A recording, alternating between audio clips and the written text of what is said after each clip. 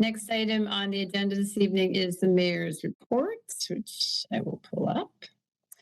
There will be an executive session this evening to discuss potential property acquisition per RCW 42.30.110(1)(b), and the item is expected to last 15 minutes with no action anticipated in the open session.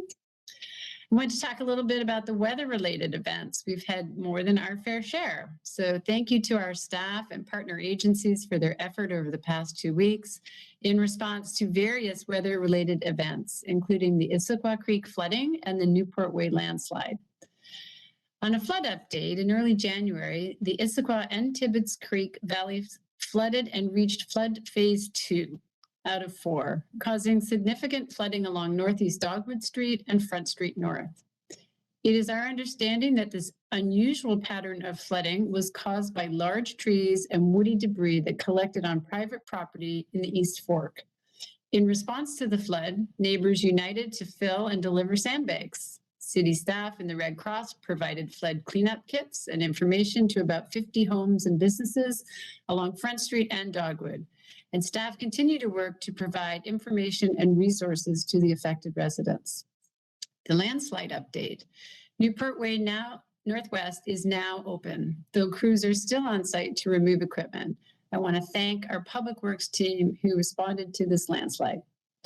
Emergency management, communications, Public Works, police, parks and community services, Eastside Fire and Rescue, and King County Emergency Management. Thank you for your work and your outstanding service to our community. On tonight's consent calendar are appointments for the Lodging Tax Advisory Committee. I'm excited about the work the committee will be able to accomplish this year and grateful for the members of our community who have stepped up to serve in 2022. I also want to honor the service of the members of the committee whose final term was in 2021. Thank you to Jared Munzer of Cougar Mountain Zoo for his year of service, to former council member Goodman for her 3 years as chair of the committee, and thank you to Will Parkinson of the Hilton Garden Inn for his whopping 13 years of service on the committee. Thank you all for your dedication to our community. The Capital Finance Community Task Force last met on January 4th to discuss infrastructure priorities across Issaquah's needs in transportation, parks and trails, and facilities. The task force will continue to develop its recommendations on priorities at the next meeting, January 26th at 5 p.m. The City of Issaquah recently completed a review of student applications for the Association of Washington Cities Center for Quality Communities Scholarship. We received many exceptional applications from students, but we could only forward one nominee for AWC's consideration. The city selected Ryan Remy as our recommended applicant. We wish Ryan luck in the selection process and thank him for his outstanding service to our community.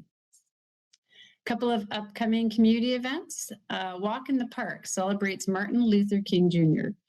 In honor of MLK Day, Friends of Lake Sammamish State Park created an inspiring walk along the lakeshore at Lake Sammamish State Park, January 12th through 23rd. The walk begins at Tibbetts Beach Bathhouse and is self-guided. Issaquah's preschool program is holding open house hours this week at both preschool sites, one in Memorial Park Center and the other at the Issaquah Community Center.